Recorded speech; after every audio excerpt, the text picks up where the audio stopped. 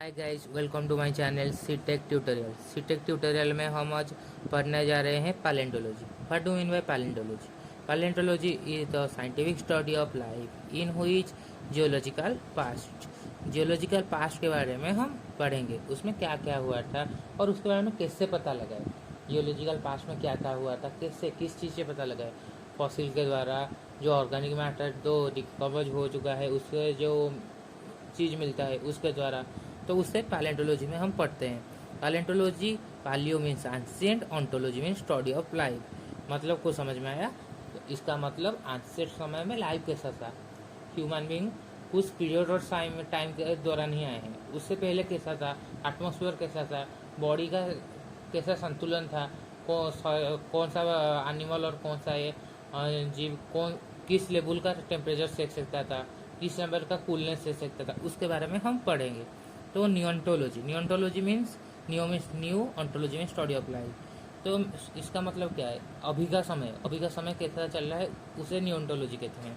ये पैलेंटोलॉजी से थोड़ा सा भी अलग है।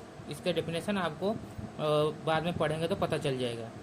अभी यहाँ पे जो टर्म मैंने लिखा है पैलेंटोलॉजी, यहाँ पे जो टर्म लिखा है हमने पैलेंटोलॉजी, ये जो टर्म यहाँ पे है इसे थोड़ा सा याद रखिएगा। इसे एग्जाम में लिखेगा तो थोड़ा सा अच्छा इंप्रेशन आता है। अभी हम दूसरे फर्दे पे आगे, यहाँ पे हमें फॉसिल के बारे में पढ़ना है। फॉसिल क्या है? Fossil is a preserve remain in a track of plant, animal and other organism from the distant part. हम फॉसिल जो चीज़ रह गया है, कुछ जो पहले जो एनिमल्स थे या प्लांट्स थे, और माइक्रो ऑर्गेनिज्म। यहाँ पे other organism means micro organism हो सकता है, और जो भी ऑर्गेनिज्म हो सकता है उसके बारे में हम यहाँ पे पढ़ेंगे। फॉसिल उसे ही कहते हैं। उनका जो ऑब्सेस रह गया है, लाइक उनका जो ऑर्गेनिक सब्सटेंस रह गया है, calcium substance like bone, like this चीज़ के बारे में हम पढ़ेंगे यहाँ। तो उससे उनका कार्बन डेटिंग करके उसके उस समय के बारे में हम पता लगा सकते हैं। उसे फॉसिल, ये जो वर्ड है लैटिन वर्ड फॉसिलम से डिराइव किया गया है। ये मुझे कमेंट सेक्शन में बता देना फॉसिलम का मतलब क्या है, इसके बारे में मुझे ज़रूर बताना। तो हम फॉसिल के बारे में थोड़ा बहुत जान चुके हैं। इसे कैसे लगते हैं, जैसे जब हम कोई चीज़ पाते हैं उससे कार्बन डेटिंग या अदर टेक्निक के बारे में से जाना जाता है। तो अब हम जाएंगे दूसरे टॉपिक के ओर। दूसरे टॉपिक में क्या है? दूसरे टॉपिक है फॉसिल मीन्स क्या है? डॉग ऑफ मीन्स, यहाँ पे डॉग ऑफ मतलब हम खुदाई करके कोई चीज़ पाएंगे उसके बारे में पता लगाएंगे, क्या है, कैसे था, क्यों आया है, उसके बारे में पता लगाना है, उसे कहते हैं डॉग ऑफ। तो there are 3 criteria to call something fossil. Fossil को कैसे फॉसिल कहेंगे? वो नियोंटोलॉजी के अंदर भी कुछ फॉसिल आता है, उसे क्यों फॉसिल कहेंगे?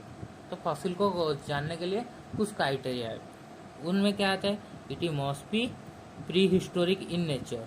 ये प्री हिस्टोरिक इन नेचर होता है, मतलब इसका एज 10,000 ईयर से ज़्यादा होना चाहिए। 10,000 ईयर के पहले ही वो धरती में घुस गया होगा कि धरती में लीन हो गया होगा। उससे कम होगा तो उसे हम फॉसिल नहीं कहेंगे। एग्जाम्पल हम क्या ले सकते हैं? एग्जाम्पल इंडस सिविलाइजेशन 10,000 ईयर के बाद हुआ है, तो वो फॉसिल नहीं कहा जाता है। उसमें कुछ इंस्ट्रूमेंट है जो उससे पहले बने हैं, उसे फॉसिल कर सकते हैं, बट उस टाइम के लोगों को फॉसिल नहीं कहा जाता, उनके बोन को फॉसिल नहीं कहा जाता था। ये एग्जाम्पल है। समझ में आया? और क्या है मुझे कमेंट सेक्शन में बताना। तो अभी हम डायरेक्ट और indirect evidence of life, it is so direct और इनडायरेक्ट एविडेंस। डायरेक्ट एविडेंस जब कोई पार्ट संपूर्ण रूप से गल गया है और बहुत ज़्यादा डैमेज हो चुका है, वो डायरेक्ट एविडेंस कभी नहीं दे सकता, वो इनडायरेक्ट एविडेंस देता है, और वो देता है। और जो डायरेक्ट भी देते हैं उन दोनों को भी फॉसिल कह सकते हैं, बस 10,000 ईयर से ज़्यादा होना चाहिए। समझ में आया? Then it must be preserve with a natural process. ये चीज़ याद रखना पड़ेगा आपको। इसी नेचुरल प्रोसेस के द्वारा ही ये प्रिजर्व होना चाहिए। मतलब नेचुरल प्रोसेस मीन्स यहाँ क्या समझ में आता है, नेचुरल तरीके से, मतलब कोई मिट्टी आके धस जाए और कुछ भी हो जाए, पर हमें जो मम्मी, मिस्र सभ्यता में जो मम्मी होते हैं सिविलाइजेशन में, उन मम्मी को हम नेचुरली नहीं रखते, उन्हें कोई ला के कवर करता है और वो उसके बाद प्रिजर्व होते हैं, वो नेचुरली नहीं है, तो वो फॉसिल नहीं हो सकता। और कोई बोलेगा कि प्रीवियस समय में तो हमारे यहाँ फायर बॉडी, डेड बॉडी को फायर लगा देते थे और वो हार्ड जो, वो बोन जो रह गया था वो मिला, वो फॉसिल हो सकता है? वो तो फॉसिल हो सकता है, बस ह्यूमन तो उस समय पे नहीं आए थे। तो यदि कोई डायनासोर का हड्डी है, वो ऑर्गेनिक पार्ट जो गल गया है और बोन्स रह गया है, उसे हम कह सकते हैं। और इसका एग्जाम्पल है ट्राइलोबाइट्स। ट्राइलोबाइट्स एक फॉसिल का एग्जाम्पल है। अब एक न्यू टर्म आता है, फॉसिलाइजेशन।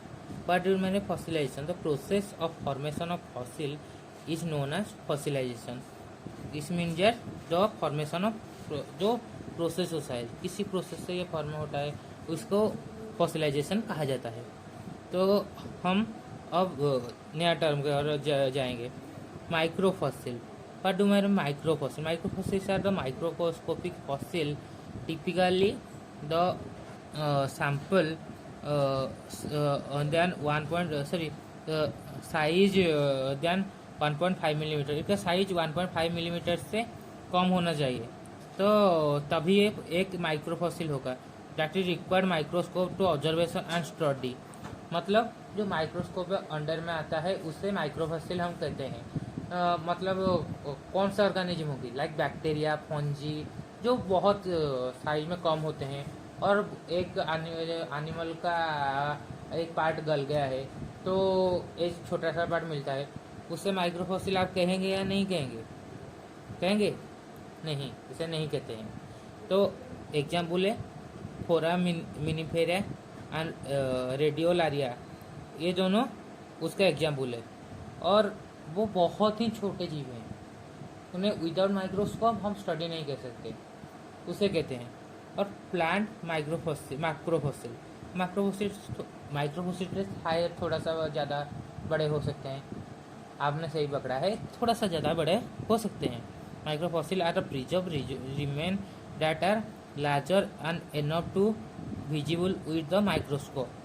इसे माइक्रोस्कोप के द्वारा लार्ज एनफ और उसे विजिबल हुई थी माइक्रोस्कोप के द्वारा देख सकते हैं। विदाउट माइक्रोस्कोप हम उसे देख सकते हैं, इसे विदाउट माइक्रोस्कोप देख सकते हैं। जैसे बहुत समय पहले प्लांट का स्पोर है, पोलन है, वो कोई वाटर सब्सटेंस के द्वारा बह गया होगा, ये सेडिमेंट्स के द्वारा जाके कहीं पे दब गया होगा, तो उससे भी कह सकते हैं, उसे हम छू सकते हैं, उसे कहा जाता है प्लांट माइक्रोफॉसिल। अभी हमें माइक्रो पैलेंटोलॉजी के बारे में एक वर्ड टर्म आया है, उसके बारे में पढ़ेंगे। Micro palaeontology is a branch of palaeontology that focus on the study of micro fossil which are the fossil too small to been with naked eye and require microscope for the examination. इसके लिए microscope की ज़रूरत पड़ती है और वो बहुत ही छोटा है, वो हम माइक्रोफॉसिल कह सकते हैं। पैलेंटोलॉजी के अंदर आता है तो उसके क्राइटेरिया का वो मानना पड़ेगा। न्यू फॉसिल नहीं हो सकता, मतलब अभी का फॉसिल कोई भी नहीं हो सकता, 10,000 ईयर्स के पहले हो सकता है। और palynology is the study of spore, pollen grain, both living and fossil and other microscope organism material,